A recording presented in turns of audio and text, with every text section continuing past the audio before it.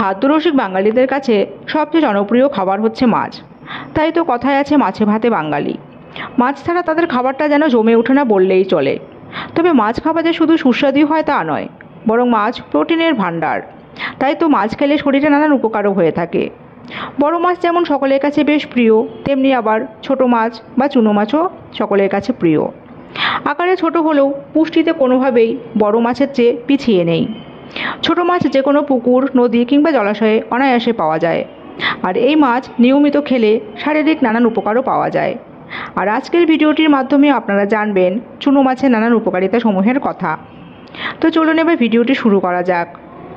ছোট মাছে আছে প্রচুর পরিমাণে ক্যালসিয়াম। কাঁটাসহ ছোট মাছ ক্যালসিয়ামের এক অন্যান্য ভাণ্ডার। মলা, ছোট পুঁটি, চিংড়ি, কাচকি প্রভৃতি মাছ প্রচুর ক্যালসিয়াম, প্রোটিন এবং ভিটামিনে বিদ্যমান। আর তাই তো ডায়াবেটিস রোগীদের জন্য খনিজ লবণ সমৃদ্ধ গুঁড়ো মাছ উপকারী। হৃদরোগী এবং স্ট্রোকের রোগীদের জন্য গুঁড়ো মাছ খুব উপকারী।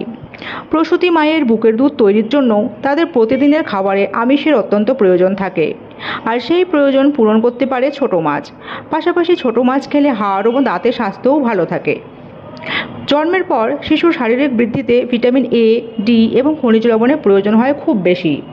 তাছাড়া ভিটামিন এর অভাবে প্রতি বছর হাজার হাজার শিশু অন্ধ হয়ে যায়। রাতকানা রোগেও অনেক শিশু ভুগে থাকে। আর এসব সমস্যা দূরে রাখতে শিশুদের খাদ্য তালিকায় অবশ্যই রাখুন ছোট মাছ।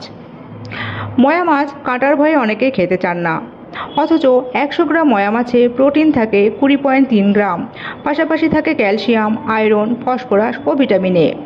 মৌরলা মাছও আমাদের স্বাস্থ্যের জন্য খুব ভালো। তবে এক্ষেত্রে নদীর পরিবর্তে পুকুরের মৌরলা মাছ হলে বেশি স্বাস্থ্যকর। এই মাছ ক্যালসিয়াম এবং প্রোটিনেও ঠাসা থাকে। ট্যাংরা মাছ রক্ত স্বল্পতা দূর করে, শরীরে আনে বল। 100 গ্রাম ট্যাংরা মাছে থাকে 106 ক্যালোরির শক্তি, 19.2 গ্রাম প্রোটিন, চর্বি থাকে 6.5 গ্রাম এবং ক্যালসিয়াম থাকে 270 মিলিগ্রাম।